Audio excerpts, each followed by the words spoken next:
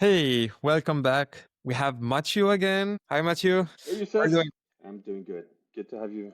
Good to be back. Exactly. I'm good to have you back. And we're gonna be talking about a very interesting topic. Databricks introduced many functions or features, and one of them is store procedures. Yes, this is true. We have now store procedures. So yeah, I'm really excited about this because this is probably one of the last major features that was missing from Databricks data warehousing capabilities, and now it's there. So I think maybe let's go back to what stored procedure is and see how this is important. So we introduced a little while back SQL scripting, so the ability to be able to create procedural logic using SQL. So we're using the SQL PSM standard, but most of it was up until now, it was essentially client side. So the client had to create a procedure, then would run it like in a notebook, or they would have to do it in a client. And what a stored procedure is we take that same logic, that same scripting logic, put it in a procedure, and we can call it server side. Essentially, we can say, well, I want to call this stored procedure that does a whole bunch of things and then comes back with a bunch of results. Something that's very classic for data warehousing capabilities, but that we were struggling to do up until now. And so it's there. It's in private preview. Actually, no, not private preview. My mistake. It's in public preview. Yeah, and that's good news. It will be available in runtime 17. Why? Because store procedures are part of Apache Spark 4.0.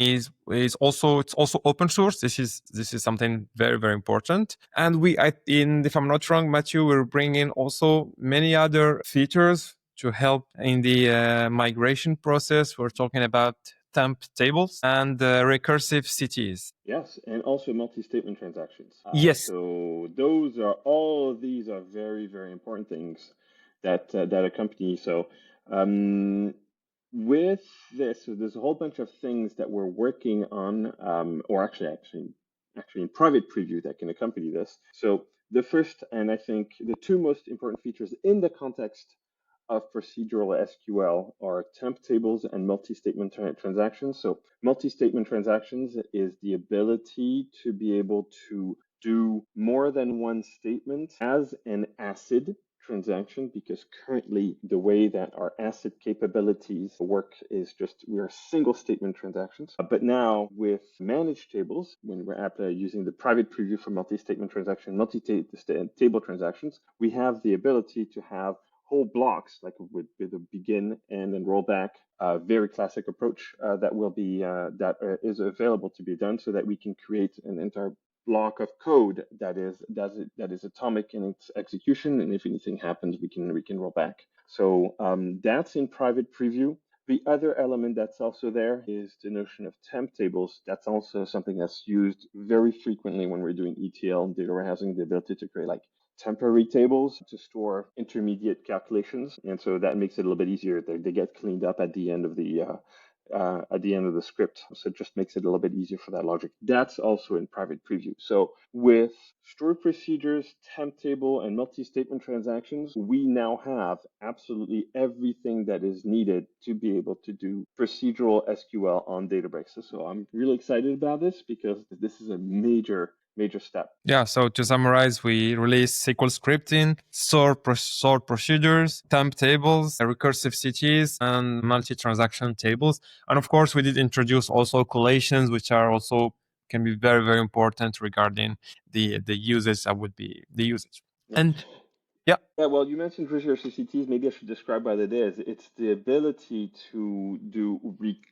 recursively call CE, essentially to be able to do hierarchy analysis, or to be able to do, let's say, graph analysis. So that's also a bit of a niche, but a very powerful feature that is often used to be able to do modeling, or to be able to transverse graphs if we model a graph on top of a data warehouse. can you show us quickly how we can get started with the store procedures? Like how can we define them? What would be the outcome? Uh, how we can govern them? Sure.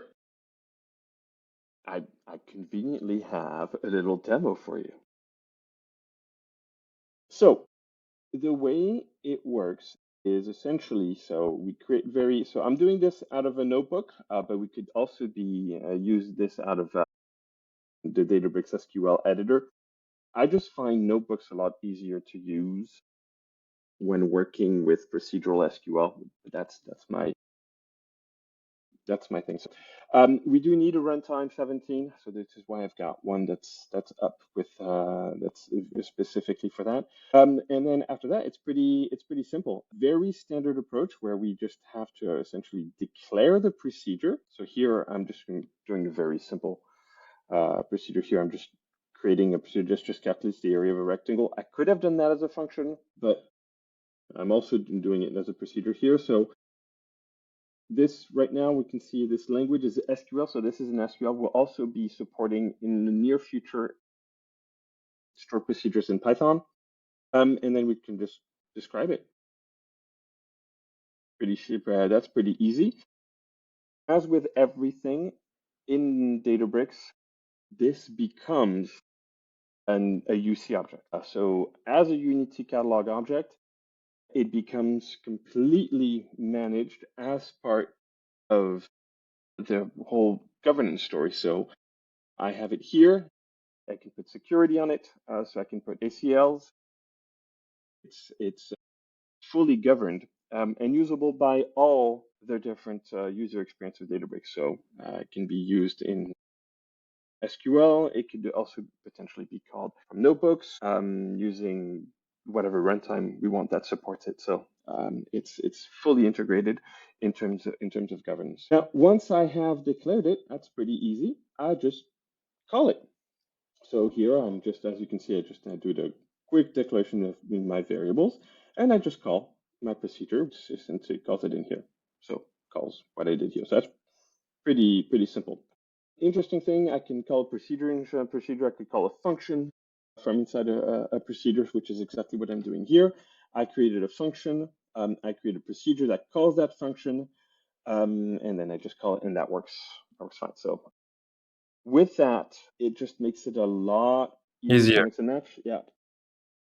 And it completes our story around data warehousing, making it a lot easier for people who are used to using these types of objects to do it directly on Databricks. So now we can do complete ETL or complex transformation using SQL from end to end, including procedural logic. So that just makes it very easy to use SQL from end to end on Databricks. And of course, it makes it a lot easier for migrations as well, because we can now bring in a lot of these objects that exist in many data warehouses as almost as is. That's amazing. And I think we're going to also bring you back for third video, maybe next time, about recursive cities and timetables. Sure. We can do, I'll be happy to come back.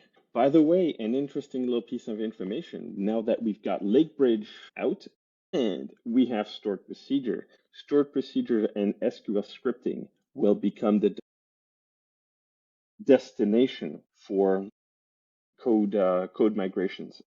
And I think we're going to also have a dedicated video to democratize the usage of Lakebridge and like about all the components from the analyzer to the converter, and of course data migration with Lakeflow Connect, and the validation to decommission the legacy data warehouse. Thank you, Matthew. See you soon. Anytime, Youssef. You Bye. can call me anytime you want.